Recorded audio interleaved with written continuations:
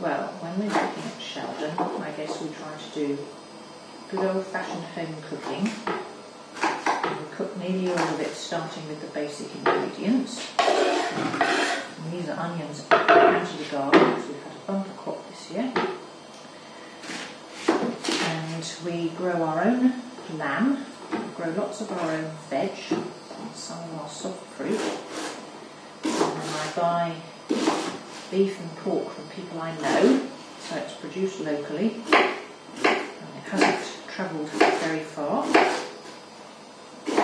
when people come and stay here, they get asked about their dietary requirements in advance, so we know, and then I write the menu for the week, and I do all the orders so that we've got everything in stock, because we try not to waste anything. We know what we're going to be cooking, we can be economical.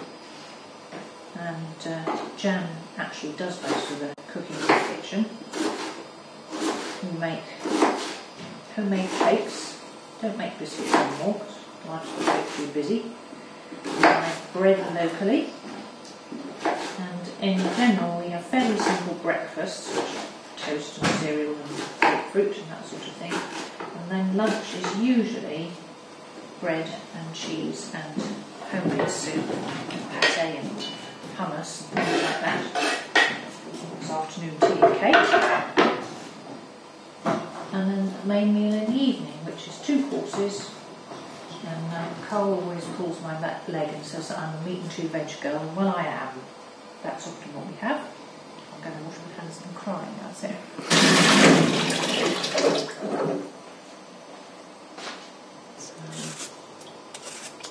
When it comes to making puddings, it's very easy to make all sorts of scrummy puddings without worrying too much about the ingredients and everybody's cardiac health.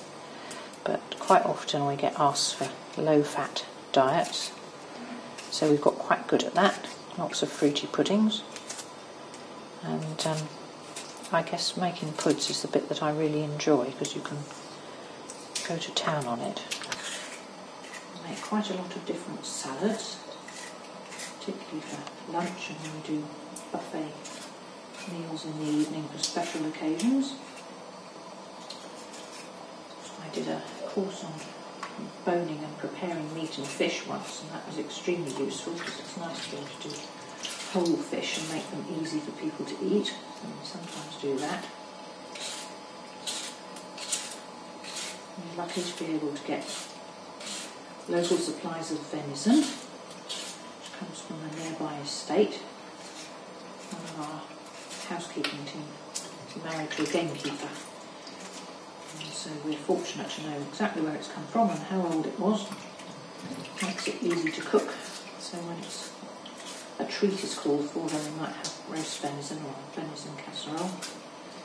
Lots of red wine and carrots, because the sweetness seems to go well with venison. Juniper, just olive oil and a bit of garlic, and wrap it up in a poly bag full of good things and leave it overnight to marinate. Pop it in the oven. That's really delicious. Very good value when you can get it. The other thing we do quite a lot of in the kitchen is cooking or making preserves that we then sell in the shop. When you have a vegetable garden, you always have gluts of something, so we've learnt all sorts of recipes, particularly for chutney, but also for jams and jellies. We've invented quite a few. Sometimes we get left with vast quantities of something when there's been a mistake in the order or people haven't eaten it. And that's how our famous banana chutney arose.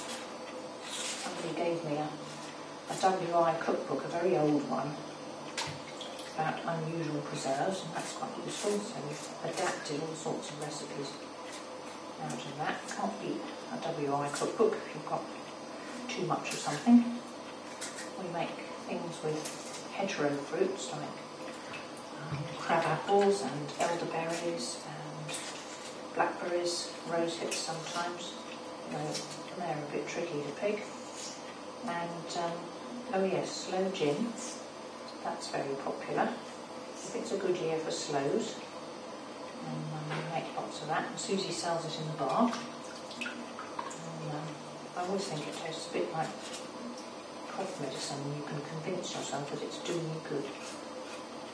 And damson brandy, because my mum and dad have a big damson tree in their garden, so when it's a good year for plums, we get lots of damsons, and we make damson brandy, and then you can make jelly out of the boozy damsons when you strain them off. And that's really good with, well, that's nice with venison and other cold meats and things like that.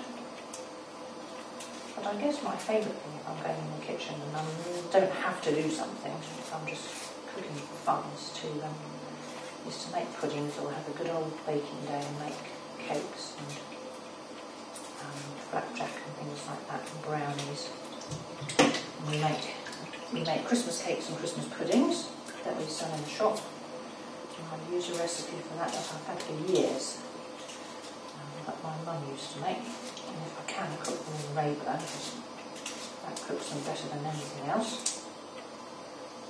And Deborah makes quite a lot of those for me. And then when it comes to decorating them, we get an afternoon when we're not supposed to be doing something else, and shut ourselves in the kitchen and play with the icing paint and the glitter and the stencils and decorate all the Christmas cakes, which is great fun.